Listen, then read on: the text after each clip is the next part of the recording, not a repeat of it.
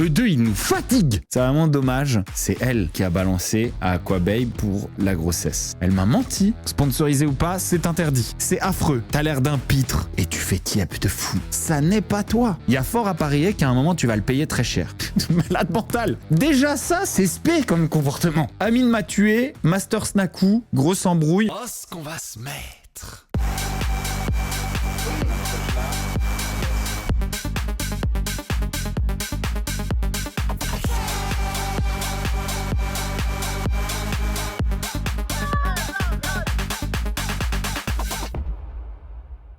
Bah ouais, moi je trouve que un début de calvitie, c'est style. Je trouve ça stylé en vieillissant. J'y peux rien, je trouve que c'est stylé. Ça fait pas stylé si t'es en train d'essayer de la cacher. Mais si t'es pas en train d'essayer de la cacher et que tu l'assumes, c'est là qu'est tout le charisme. Si t'es en train d'essayer de la cacher en rabattant tes cheveux ou je sais pas quoi là, machin, ou alors que tu fais 14 voyages en Turquie et que tu te retrouves avec une airline dégueulasse, c'est affreux. T'as l'air d'un pitre. T'as l'air de quelqu'un qui ne s'assume pas, qui n'a pas confiance en lui. T'as l'air de quelqu'un qui fuit la réalité. T'as l'air de quelqu'un qui ne s'aime pas et ça, c'est la plus grande honte au monde et c'est l'inverse de sexy. Voilà, l'inverse. Et tu fais tiep de fou. Tiep. C'est tout. Il n'y a pas d'autre issue. Parce que vieillir, ok, on a oublié de chérir ça, d'accord? Partout dans la nature, vieillir, ça veut dire survivre. C'est valoriser. Mais nous, pour nous, c'est tellement acquis qu'on n'en veut plus. Mais c'est un putain de privilège, normalement, de vieillir. Et c'est pourquoi les signes de vieillesse devraient être associés à la beauté et pas fuis systématiquement comme c'est fait dans la société aujourd'hui, d'accord? Assumez vos goddamn calvities, assumez vos rides, assumez les marques du temps, parce que ces marques du temps, elles doivent être valorisées. Et on commence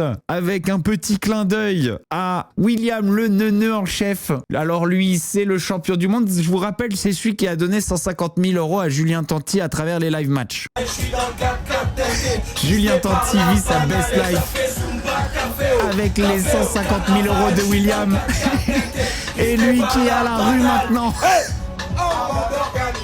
C'est énorme. Les amis, il faut se foutre de leur gueule. C'est la seule manière d'arrêter ce phénomène. D'accord? Ça ne marchera pas d'essayer de les culpabiliser. Ces gens-là font du sale depuis 20 ans. Ils ont traîné dans toutes les arnaques. Ils ont fui le fisc français. Ils ne font que du sale depuis 20 ans. Les culpabiliser et faire appel à leur morale ne fonctionnera pas. La seule chose qui peut les toucher, c'est si leurs donateurs commencent à avoir honte d'être aussi cons. C'est un peu triste parce que ce sont des gens un petit peu faibles qui sont certainement un petit peu sous emprise. Mais si on se fout de leur gueule, au moins les nouveaux vont hésiter 2 fois avant de s'y mettre. Parce que, disons qu'il y a quand même différents degrés de conneries et Willy, il a décroché la coupe. Willy, c'est le champion du monde, d'accord? Willy, il a ramené la coupe à la maison. Ok, il est parti à Dubaï, il a payé le trip le plus cher à Dubaï qui a jamais été payé, d'accord? 150 000 €. Même pour aller à Dubaï, il n'y a jamais personne qui a dépensé 150 000 € en 5 jours. C'est très rare. Willy, c'est le champion du monde. Et surtout que par rapport au reste de l'argent qu'il avait, champion du monde. Il faut se moquer de ces gens-là, malheureusement. Pourquoi il faut s'en moquer? Pour éviter que les autres trouvent ça assez stylé de le faire. Ok, ça n'a rien de stylé. T'es le plus grand pigeon de l'histoire. Ça n'a rien de stylé. D'accord? T'es un pigeon rôti. Tu es le dindon de la farce. Tu nous fais tous rire. On se fout tous allègrement de ta gueule. On reste dans le thème parce que il y a quelqu'un qui a décidé de copier Julien Tanti. Parce qu'en fait, l'histoire, c'est que Julien Tanti, avec ses live matchs, ok, il fait un genre de concours tous les mois où, au bout des 3 mois, le plus gros donateur, il choisit parmi ses plus gros donateurs et il en invite un à devenir son ami. Il l'invite à Dubaï et là, ça y est, ils sont poteaux sûrs. Et là, en fait, tu te payes, en général, le trip à Dubaï le plus cher de l'histoire, en gros. C'est comme ça que ça fonctionne, d'accord? Et c'est comme ça qu'on a découvert l'existence de Willy. Et là, attention, j'espère que vous êtes bien assis parce que vous allez vraiment rire. Regardez, Nicolas Lozina vient de lancer, lui aussi, son concours de match TikTok. Mais cette fois, c'est pas rendez-vous à Dubaï, c'est rendez-vous en Belgique. Avec tout le respect que j'ai pour vous les Belges, hein. Attention, mais 150 000 € pour aller en Belgique, ça va commencer à faire beaucoup là. Ceci n'est pas une blague. On aurait pu croire que le Lord était en train de se foutre de la gueule de Tanti. Non, non, non. 150 000 balles, la pinte de bière et les moules frites sur la place du village. Ah bordel. Il a pas osé. Il a pas osé. William est dans les starting blocks. La place du village de Liège à prendre une grande pinte avec Nicolas Lezina, elle est à lui. D'accord? Elle est à lui. Et regardez, ça va plus loin. Puisqu'il y a des règles. Il y a des règles du jeu. Gagne ton séjour avec le Lord grâce à notre tirage au sort. Pour participer, il faut miser 2K points sur un match TikTok du Lord. Vous serez automatiquement sélectionné pour le tirage au sort qui sera fait en direct live pour un lion. Attention, pour un lion, vous aurez 30 tickets. En univers, vous aurez 50 tickets. Et maintenant, c'est à vous de jouer. D'accord? C'est à vous de jouer. Waouh! Là, on a dépassé l'entendement. On pourrait croire que c'est une blague, que ça se moque de Julien Tanti, mais non, c'est très sérieux. En parlant d'influenceurs qui font des merveilles d'ailleurs, on a Kevin Gage qui nous a sorti une masterclass et il l'a supprimé, il l'a supprimé de son profil, mais il est toujours sur la clinique de chirurgie esthétique qui fait les implants capillaires. Que ça soit pour les dents ou pour la greffe capillaire, j'ai des amis à moi qui sont venus jusqu'en Turquie pour faire la greffe capillaire. Ils m'ont dit c'est moins cher qu'en France. Et là, je leur ai posé une tonne de questions. La qualité, elle doit être pas bonne. Les médecins, c'est pas des médecins, ils vont te mettre de la paille à la place des cheveux. Ça va jamais fonctionner, c'est pas bon. Et du coup, on va poser toutes ces questions à Orhan Pala, qui a une clinique ici en Turquie, à Istanbul. Cette vidéo, elle a été sur la page de Kevin Gage pendant environ une journée, d'accord? C'était hier. Ça a été liké par 14 personnes. C'est interdit. C'est complètement interdit de faire ça. Il a eu le culot de la poster avec marqué dans la caption hashtag non sponsorisé. Peu importe, sponsorisé ou pas, t'es en train de faire de la pub pour des implants capillaires, d'accord?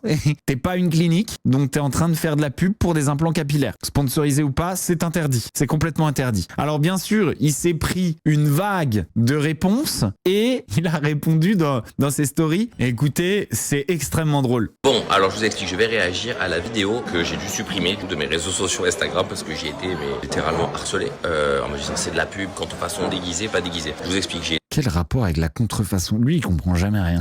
Ou alors, je sais pas, il fait exprès, c'est pas possible. Vous savez que Kevin Gage, il a la réputation dans tout Marseille de vraiment genre faire une pub contre un kebab, quoi. Vraiment, il prend tout. Vraiment, il prend tout. Pour un kebab, il y va, il fait les 4 stories. J'ai été contacté par peut-être 15 cliniques esthétiques. Le problème, c'est que je n'ai rien à refaire sur mon corps. Et donc là, en fait, j'ai des amis qui sont partis faire des implants de greffe capillaire. La pub, ça veut pas dire payer ou pas payer. Faire de la pub, c'est de la pub. C'est le dire. Qu'est-ce qu'on en sait qu'on t'a pas filé 1000 € en cash, comme ça, de main en main, qui sera jamais visible par le fisc ou par qui que ce soit. De la pub, ça veut dire en parler. Ça veut dire faire une vidéo dessus. D'accord? Peu importe ce que t'as été payé, si t'as été payé en kebab, si t'as été payé en chambre d'hôtel, si t'as été payé en escorte, on s'en fout. C'est de la pub. Tu fais de la pub. Là, il nous redit, c'est pas une pub, mais je l'avais fait à la clinique des Champs. C'est de la pub que tu fais. Alors, soit il comprend rien, soit il joue au con. Il joue au teubé. Moi, j'ai toujours cru que c'était un peu un mix des deux. Clinique esthétique en Turquie. Et du coup, je me suis dit, je vais essayer de faire le contenu sympa. Et je vais essayer de faire du contenu sympa. Je vais essayer de faire du contenu sympa, sur le fait sur cette clinique que je vais taguer et avec qui je vais faire un post en commun pour l'amour de la vérité, en fait, pour la vérité journalistique. Et puis pour me distraire, quoi, avant tout. Pour passer du bon temps. Pour pas m'ennuyer, quoi. c'était bien, si c'était pas bien. Donc en fait, je me suis dit, viens, on fait une vidéo et je te pose les questions que j'ai envie de te poser. Donc c'est ce que j'ai fait. Donc alors, il n'y a pas d'argent. C'est pour ça que j'ai mis le hashtag non sponsorisé. Alors quand on met pas les hashtags sponsorisés, non sponsorisé, on nous en fout. Quand on met les hashtags non sponsorisés, on ne croit pas. J'ai pris 0 €. Oh, le pauvre. C'est tellement dur aujourd'hui d'être un influenceur bénévole. C'est tellement dur. Pauvre Kevin Gage. Oh, pauvre petit chou. Lui, il est perdu. Sponsorisé, non sponsorisé. Il sait plus quoi mettre. Il est perdu. Putain, est-ce qu'on peut l'épingler à dos? C'est dommage, j'ai regardé parce que je prends pas trop le téléphone là où je suis. Et du coup, j'ai regardé un peu les commentaires et les messages que j'ai reçus. Je trouvais ça dommage. C'est vrai que c'est dommage. En fait, c'est vraiment dommage d'être aussi bien intentionné, de vouloir être dans le partage, dans le don de soi, dans la générosité. C'est vraiment dommage. Et de se retrouver finalement à être une victime gigantesque du harcèlement des réseaux sociaux, quoi. C'est dommage. C'est dommage. Toute cette bienveillance gâchée qui pourrait apporter tellement au monde, mais qui finalement se retrouve gâchée. On enchaîne sur Léa. Regardez, Léa qui a eu une relation avec Bastos. Elle nous dit tout. Vous êtes rencontré avec Bastos? Du coup, le biais d'amis en commun. Et c'est une relation sérieuse que vous avez eue? On n'en a jamais parlé ou quoi, c'était très... On n'a pas eu de relation, la vérité, je vais vous le dire, on n'a pas eu de relation. C'était très court, elle dit. C'était très court. Je vous le dis, je commence par dire ça. Nous n'avons jamais couché ensemble. C'est pécho dans un club. Et une fois, elle est venue chez moi et on a regardé un film. Genre, une relation, je sais pas. Pour avoir de vraies dates, je pense qu'à ce moment-là, j'étais pas forcément prête. Voilà, c'est vrai qu'à plusieurs reprises, j'ai planté Bastos. Je me rappelle vraiment pas de ça. Donc, c'était pas en mode viens, on va boire un verre, viens chez moi. Genre vraiment, c'est vu 2 fois. C'est vu une fois dans un club. J'étais un petit peu, voilà, disons que j'étais un petit peu éméché. Et on s'est revu une fois chez moi avant d'aller en soirée. Hein. C'était pas on est chez moi pour dormir ensemble après ou quoi que ce soit. C'était elle vient chez moi avant d'aller en soirée. On est parti en soirée après ensemble. Même je suis allée chez Bastos. Quand il y a eu du coup un bisou, mais on a regardé un documentaire animalier. Enfin, vraiment, c'était... Alors, on n'a pas regardé un documentaire animalier sur la reproduction animale pour faire l'anguille. Hein. Attention, pas du tout. Parce que je vous vois venir. Non. On a regardé un documentaire animalier parce que j'adore Our Planet. Je sais pas s'il y a des fans parmi vous, mais je trouve que ce truc est fantastique. C'est ma passion. Mais c'est tout. Hein. C'est tout.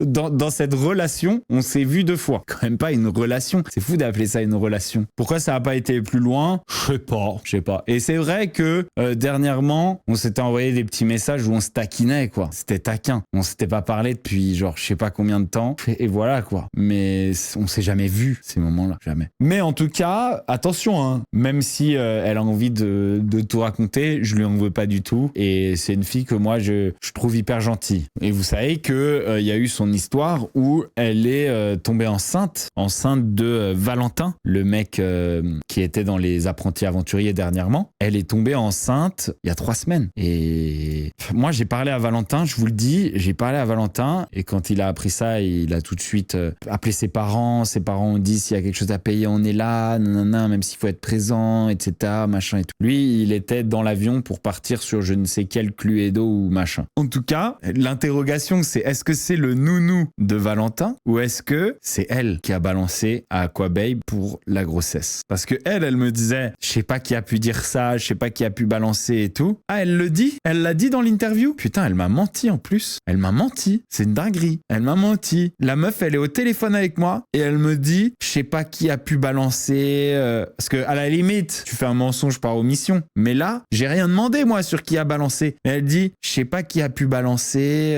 C'est sûrement Valentin, c'est sûrement son nounou, je sais pas quoi. Oh là là. Et elle a l'air quand même bien contente d'être sur le plateau. Regardez, rien que cette photo, ça le montre. Elle a l'air de quand même vouloir un petit peu de buzz. Elle a l'air de vouloir... On est vraiment tombé sur l'arrêt sur image parfait pour nous répondre à cette question. Il semblerait que ce soit elle qui est balancée. Bon voilà, passons. Antoine Goretti a fait sa vidéo la plus likée depuis très longtemps en montrant dans sa vidéo ses bidadis affirmant qu'il est masculiniste. Regardez. Donc c'est quoi mascu? Pas être méchant, mais ça se voit qu'il est pas vif, il a l'œil vitreux. Et voilà, je suis masculinisme. Je sens que quand ils ont mélangé les ingrédients pour faire sa personnalité, il y avait quelques ruptures de stock de basique. Et en vrai, Masculiniste. Je peux plus déjà, ça fait 3 secondes. un enfant, il a besoin d'un père. Non, un enfant, il a pas besoin d'un père. Un enfant, il a besoin d'amour, rien de plus. Peu importe les parents qu'il a, peu importe le sexe de ses parents. 100% vrai. Il a ses 2 parents. Bah, regarde le résultat, frère. Hein. Raté. On est tous d'accord. Il est si gênant. Et sans vouloir faire Si le gênant. Il a raison, mais il est gênant. Mère, à un moment dans l'adolescence, général, elle a du mal à se faire respecter. Qui le laisse parler, ce gars-là? Peut-être que lui, il respecte pas sa mère parce qu'il a le bon être auprès des sourcils, mais à un moment, faut arrêter de dire des conneries. Il faut plus manquer de respect à maman parce qu'il y a papa. Ça crée une stabilité et une éducation plus solide pendant l'adolescence. Moi, je me foutais de sa gueule hein, à ses bidadis. Je veux dire, je pense vraiment qu'il le croit, hein, ce qu'il dit. Je pense vraiment qu'il le croit. Mais je me foutais de sa gueule. Il y a toujours un mâle un peu dominant. Voilà. C'est un fou d'avoir dit ça. Le malade. À ce genre de personne, dit n'importe quoi. Ce mec est un problème en soi. L'autre problème que je vois moi et qui me saute aux yeux, c'est qu'on lui donne une tribune. Et moi, je l'ai déjà dit à Bastos. Je sais que ça fait des vues. Sauf qu'à un moment, il y a une question. Alors ça c'est grandiose de la part d'Antoine Goretti. Antoine Goretti reproche à Sam Zira de donner de la lumière à ses bidadis. Mais qu'est-ce qu'il fait, lui?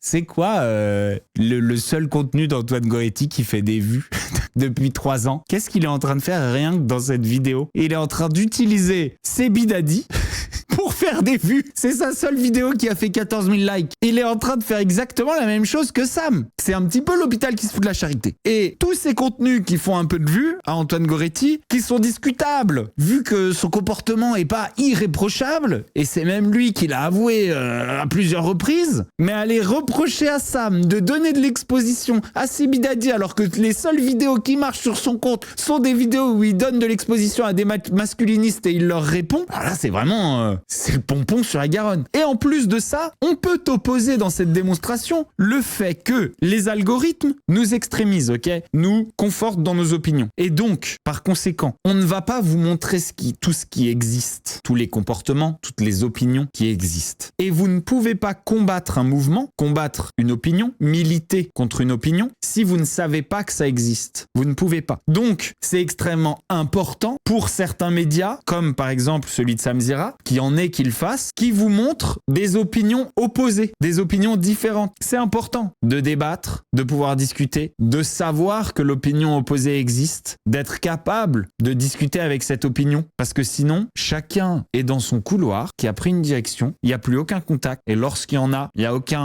c'est même pas un débat qui est impossible, c'est un vivre ensemble qui est impossible. Alors moi, Seb, je me suis foutu de sa gueule, je lui ai expliqué que ça n'avait pas de sens de penser comme ça, je lui ai expliqué pourquoi, mais Seb, il y a des gens qui pensent comme lui malheureusement, et il y a énormément de gens qui pensent comme lui. Donc ils existent, on peut pas faire comme s'ils n'existaient pas, c'est pas possible. Mais si on sait pas qu'ils existent parce qu'on est sur notre téléphone que soumis à des contenus qui nous ressemblent, on peut pas lutter contre ça, on peut pas les instruire, on peut pas. Donc il a tort vraiment sur toute la ligne, et ce qui m'inquiète pour lui, c'est un peu ce qui est arrivé à Marois. C'est-à-dire, tu fais ton business, tu fais ton marketing, ton branding, ton contenu, sur quelque chose qui ne te ressemble pas. Ça ne te ressemble pas. Ça n'est pas toi. Maintenant, c'est pas parce que tu ne ressembles pas à tes idées que tu ne les as pas vraiment. Mais quand on se comporte comme Antoine Goretti, à plusieurs reprises, qu'on se fait gauler, qu'on va en émission et qu'on se comporte comme il s'est comporté, c'est compliqué. Parce que c'est pas obligé de ressembler à ses idées. Mais par contre, si c'est pas vraiment tes idées, il y a fort à parier qu'à un moment tu vas le payer très cher. Et il a pris une leçon, hein, le Goretti. Lorsqu'il a dit il y a une meuf, elle m'a dit non, j'ai fermé la porte à clé. Genre, malade mental. Il a pris une leçon. Il a pris très cher. Et je me disais, maintenant il va y réfléchir à deux fois. Goretti, il est en soirée comme ça, genre, il est en soirée. Et genre, quand il voit une belle meuf, il se met derrière elle comme ça, il sent ses cheveux. Genre. Goretti, il fait des trucs comme ça. Nous, on le sait, on est avec lui souvent en soirée. Déjà, ça, c'est spé comme comportement. Ok? Fais attention. Parce qu'à un moment, tu vas redéraper, si ça se trouve. Et là, ça va s'abattre sur toi. Tu vas prendre très cher. Moi, c'est ça qui m'inquiète. Mon inquiétude, elle est bienveillante pour toi, Goretti, parce que t'es un gars qui me fait marrer. Ok? T'es un gars que j'apprécie. Mais il faut que tu te reprennes. D'accord? Il faut que tu te reprennes. Le contenu muscu, c'est ton contenu. Le contenu anti-mascu, c'est pas ton contenu. Pourquoi c'est pas ton contenu? Parce que ça correspond pas de ouf avec qui t'es vraiment. Et ça, c'est le truc le plus dangereux. C'est le truc le plus dangereux. On enchaîne. Amine m'a tué, Master Snaku, deux anciens amis, grosse embrouille, ils se parlent plus. Vous allez voir, c'est une grosse news qui a fait un petit peu le tour des réseaux. C'est parti. Amine m'a tué et Master Snaku au cœur d'un scandale, on vous explique. Depuis plusieurs mois, l'absence du streamer Master Snaku sur les événements roleplay organisés par Lollipokicake et Amine m'a tué sur la plateforme de streaming Twitch a créé de réelles tensions. Ce blacklisting a engendré des attaques et menaces à l'encontre des deux créateurs, notamment après le lancement de Red Dead Redemption RP. Master Snaku a lui-même exprimé son incompréhension face à cette mise à l'écart. C'est pas grave, s'ils veulent pas de moi, c'est pas grave, tranquille. Je pense qu'on ne verra plus jamais les gars sur un arc RP. Sa communauté étant dans l'incompréhension a donc exigé des explications auprès des autres streamers. Et ce 21 mars 2025, Amine m'a tué sort du silence suite à une situation de plus en plus virulente auprès de Lollipokicake, dont son adresse et celle de ses proches ont été divulguées. Moi je dis pas qu'il s'est passé des choses en IRL, mais il y a des filles de 14, 15 ans où il y a eu des vraies discussions, il s'est passé des vraies choses. Moi j'ai voulu en avoir le cœur net, j'ai fait quoi? Je suis parti voir des anciennes personnes, des youtubeurs qui l'ont fréquenté à l'ancienne. Je me suis dit c'est pas possible, ils doivent savoir des choses. Et il s'est avéré que déjà ces personnes-là à l'époque, s'il y a eu arrêt de fréquentation, c'était pour ces raisons-là. Rien à dire de plus, je savais pas quoi dire, je savais pas où mettre. Moi je suis dans une situation, déjà mon cœur il était brisé. Face à ces explications. C'est bizarre de genre qu'il y ait des anciens youtubeurs qui se soient désolidarisés d'un gars parce que voilà, il parle avec des meufs de 14 ans et que toi après t'en entends jamais parler et que tu deviennes ami et que tu fasses du contenu avec lui pendant des années. C'est quand même spé cette affaire. Genre quoi, t'as jamais entendu parler? Genre et un jour t'entends un truc et là tu vas enquêter. C'est quand même bizarre. Genre quand il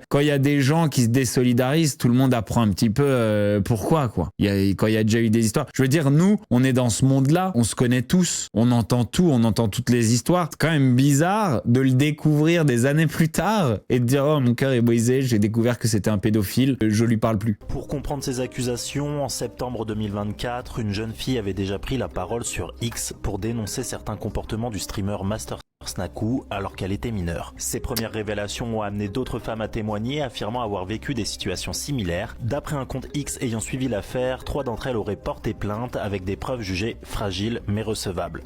Mais l'affaire ne s'arrête pas là. Suite aux accusations, ces femmes ont été la cible de divulgation de données personnelles et menaces de mort. Ah oui, ça va loin. Ça va loin. Ça, je sais pas pourquoi ils font ça, les Norman et les machins. C'est quoi leur putain de problème dans leur tête? C'est quoi leur putain de problème? C'est des fous du bus, en fait. Genre, il y a des tonnes de meufs et il faut qu'ils aillent en prendre de 14 ans, de 15 ans. Mais c'est des malades mentaux. Le climat de peur s'est donc installé et les explications d'Amine Mathieu ont remis en lumière ces accusations troublantes. Le rejet de Master Snaku semble donc être le résultat de plusieurs facteurs et non d'un simple choix personnel. Moi, le seul truc que je trouve un petit peu spé dans cette histoire, bon, c'est normal, hein, tu découvres ça sur un type, bien sûr, tu l'écartes de tous les contenus que tu fais et tu l'écartes de ta vie. Ça me paraît plutôt évident. Sauf que je trouve ça bizarre. Tu deviens pote avec quelqu'un au point de, quand tu dois te séparer de lui, avoir le cœur brisé, parce que c'est lui qui le dit, le cœur brisé. Tu deviens pote avec quelqu'un alors qu'il y a déjà eu des désolidarisations d'autres gens, d'autres youtubeurs, etc. avant. Toi, tu passes des années à te faire des trucs avec au point de t'y attacher, c'est-à-dire de cœur, et derrière, le jour où ça ressort, tu te désolidarises. Moi, je trouve ça un petit peu spé. C'est un petit peu spé. Toujours un peu spé, lui. Hein. Ok, on continue. Et on arrive sur un live match avec les contributeurs de Vincent Queijo pendant son dernier live match. Et regardez son contributeur numéro 1, la personne qui lui donne le plus d'argent, la personne qui l'entretient.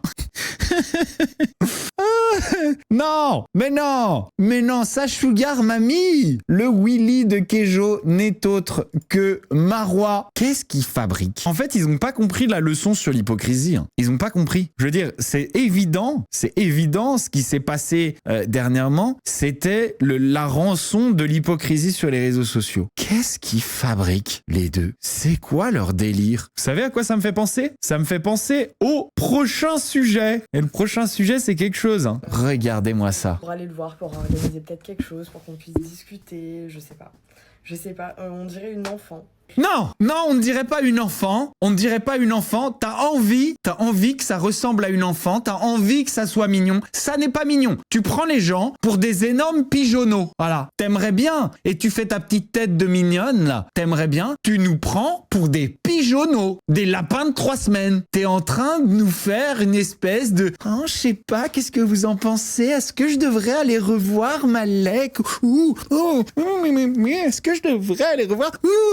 Malek, parce que j'hésite. On dirait une enfant, je suis comme une enfant, je sais pas quoi faire. Est-ce que je dois aller voir Malek? Qu'est-ce que vous en pensez, les enfants? Putain, mais tu nous prends pour qui, en fait? Tu nous prends pour qui? Bordel! Est-ce que vous avez des petits conseils, genre de ce que j'aurais me dire? Parce qu'en fait, je l'aime bien, j'hésite un petit peu, je suis timide. Putain de merde, putain de bordel de merde. Perdu, je sais pas sur quel pied danser, je sais pas quoi faire. Alors que d'habitude, j'ai archi confiance en moi. Oh là là. Je pense que ma confiance, elle est tombée. 36 je ne sais plus où j'en suis. Et quand on sent mal dans sa peau, je pense que ça n'arrange pas les choses. Elle minaude. Donc, ça minaude. Vous allez m'accompagner là-dedans. Accompagnez-moi dans mon date avec Malek. Voilà. On va vraiment se faire chier si on t'accompagne dans ton date avec Malek. Donc non, on n'est pas trop chaud. Ils nous prennent vraiment pour des débilos, eux deux. Et croyez-moi, l'autre, il a répondu aussi. Attendez, vous êtes pas prêts. Je l'aime encore. Un comeback possible? Je ne sais pas.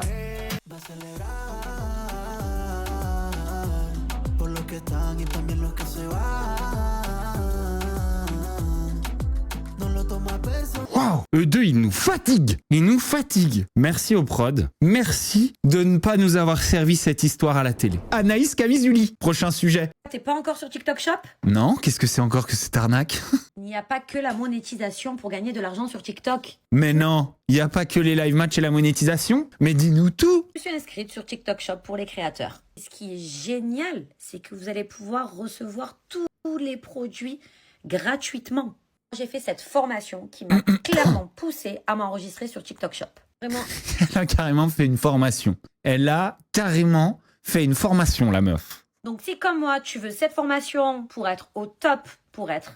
On n'a vraiment rien compris de ce que c'est TikTok Shop. Merci pour l'explication. Vraiment, on n'a rien compris. On ne sait pas du tout de quoi il s'agit, mais on se doute que si t'en parles, c'est quelque chose de sombre, ok? Parce que si qui que ce soit voulait faire un truc bien, il t'aurait pas choisi pour le représenter. Voilà. Ni toi, ni les autres. Donc, tu n'as rien compris, on n'a rien compris, et ça vaut mieux, restons-en là. On continue. Mel Dedigama a pris la parole, et elle a pris la parole pour défendre des gens qui ont été victimes de cyberharcèlement dans le dernier The Power. C'est la dernière fois où je vous ai demandé votre avis par rapport aux premiers épisodes de The Power et par rapport au casting. Je ne m'attendais pas à un déferlement de haine comme ça contre Vincent et Sarah. Honnêtement, je ne sais pas si vous vous rendez compte, mais vous insultez Sarah parce qu'elle a été une harceleuse dans le passé. Alors peut-être que certes, elle a eu des comportements problématiques. Moi, j'ai pas suivi personnellement parce que bon, la télé-réalité, même si j'en fais, je m'en carre l'oignon.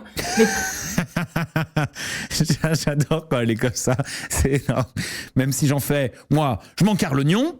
Pour le coup, si vous critiquez un tel comportement, pourquoi vous avez le même aujourd'hui contre cette personne? Pour être son karma, mais ce n'est pas à vous de décider du karma. Et je pars du principe que quand tu n'aimes pas le comportement de quelqu'un, je vois pas pourquoi tu vas subir exactement la même chose. Parce que ça veut dire que tu es exactement le même genre de personne que toi-même tu critiques. Autant de haine sur les réseaux banalisés, autant d'harcèlement sur les réseaux banalisés. Honnêtement, mais où va-t-on? Alors qu'on pourrait faire régner la bienveillance, le respect, les critiques constructives, la gentillesse. Non, au lieu de ça, on est tout le temps obligé de taper sur les gens, les humilier, les enfoncer, mettre en concurrence. Et franchement, je trouve ça hyper grave. Je crois que je crache depuis tout à l'heure, mais bref, on s'est compris. Tout le monde s'est bien fait engueuler par Mel Dedigama. Alors, dans un sens, elle a raison. C'est vrai que la haine, ça a jamais rien apporté à personne. Maintenant, une personne qui s'est extrêmement mal comportée en télé, qui revient et qui a de nouveau des comportements un peu limites. Je veux dire, c'est quoi le recours de l'audience pour dire « Putain, on n'en peut plus, on ne veut plus la voir ». C'est quoi le recours de l'audience pour dire « On ne veut pas voir Keijo en télé ». C'est quoi le recours? Je veux dire, Keijo, il a été imbuvable. Je veux dire, comment tu veux attirer la sympathie en ayant ce genre de comportement? Dans un sens, il y a quand même un truc où la réponse des réseaux sociaux, c'est la conséquence de ce que tu as montré. Et si tu décides d'arrêter de montrer quoi que ce soit, tu n'as plus de réponse. Ça s'arrête. Maintenant, oui, la haine n'apporte rien et surtout rend malheureux celui qui la ressent. Ça ne t'aide pas de haïr. Si tu commences à haïr quelqu'un, tu es sa victime. Maintenant, en tant que personne publique, tu ne peux pas te plaindre de la réaction à tes comportements sur les réseaux sociaux. Tu ne peux pas. Tous tes comportements suscitent une réaction. Et c'est ton travail. C'est toute ta vie. Et si tu coupes, tu prends ton téléphone, tu l'éteins, c'est fini. D'accord? Il n'y a plus de réaction. Donc moi, je suis d'accord avec Mel dans un sens. Moi, je l'aurais pas dit comme ça. J'aurais dit arrêtez de haïr, c'est à vous que vous faites du mal. Vous le méritez pas. Vous méritez pas de vous faire du mal pour ces gens qui vous méprisent. Maintenant, appelez à la bienveillance. Elle a quand même raison, Mel, et je suis 100% derrière elle de ce côté-là. Voilà. Le dernier sujet, c'est Ilan qui nous a sorti une petite vidéo. On regarde. Comme Virgile et Dylan ont annulé, je vois que je me fais pas mal rabaisser sur les publications. Les gens disent que je vais me faire mais surtout, je vois aussi des personnes qui me soutiennent et qui croient en moi. Et ça fait plaisir. Il y a quand même des chances qu'ils perdent, d'accord? Moi, je mettrais un petit billet quand même sur Marvin. Mettez-vous dans le contexte, quand j'ai accepté le combat contre Seb, j'avais 1 mois pour m'entraîner. C'est pas que j'ai pas pris ça au sérieux, c'est juste que j'avais pas le temps. Quand t'as jamais fait de MMA et que t'as 1 mois pour t'entraîner, pour entrer dans une cage sans protection, contre un mec qui s'entraîne depuis presque 1 an, croyez-moi, faut déjà un petit peu de courage. Ça va faire maintenant 8 mois que je m'entraîne 2 fois par jour. Je prends ce combat très au sérieux. Marvin, il est ceinture bleue de JJB, bientôt violette. Mais si je pensais que j'avais pas mes chances, j'entrerais pas dans la cage avec lui. Je suis préparé. Le MMA, c'est un sport qui m'a fait devenir humble. Je vais donner mon maximum. Et peu importe l'issue de ce combat, je suis le seul à l'avoir accepté. Sachez que d'avoir eu une défaite sur mon premier combat, c'est la meilleure chose qui pouvait m'arriver. Parce que derrière, je suis retourné au travail. Je me suis entraîné 10 fois plus. Alors que si j'avais gagné mon premier combat, je me serais dit facile. Je me suis entraîné 15 jours pour celui-là et peut-être j'aurais pris une ultra Je me suis remis en question, j'ai travaillé. Normalement, ça aurait dû être Seb qui prend Marvin, vu qu'il a gagné et qu'en plus il prétend à la ceinture. Mais c'est encore moi qui vais aller au charbon. C'est une question de courage. Alors vous pouvez me critiquer, vous pouvez me rabaisser, mais vous pouvez pas m'enlever mon courage. Et ça, c'est 100% vrai. Genre, honnêtement, c'est bien ce qu'il dit. C'est 100% vrai. Genre, bon, il fait moins le malin maintenant que à son combat avec Sebi Dadi. Mais je veux dire, c'est humble, c'est 100% vrai. Parce que qui aurait été face à Marvin? Personne. Il y a personne qui voulait y aller. Et autant, dans sa promo du premier combat avec Sebi Dadi, il était détestable. Là, honnêtement, Ilan, dans cette vidéo, il est aimable. Genre, il est humble. Il est en train de... D'un point de vue image, c'est bien plus intelligent. Il y a de grandes chances que Ilan il se fasse fumer. Il y a vraiment de grandes chances. Il a quand même du courage d'y aller. Ils vont avoir le combat, le main event. C'est obligatoire. Ça va être le main event, 100%. Parce que ça peut pas être autre chose. Il a les couilles et il est humble ce coup-ci. Voilà les amis, c'est tout pour cette vidéo. Si vous l'avez kiffé, vous oubliez pas, vous mettez un petit pouce bleu, vous souscrivez à la chaîne, vous activez la petite cloche pour ne louper aucune de mes vidéos sur Bastos TV. Moi, je vous fais des gros bisous. Ciao, ciao. Oh, ce qu'on va se mettre.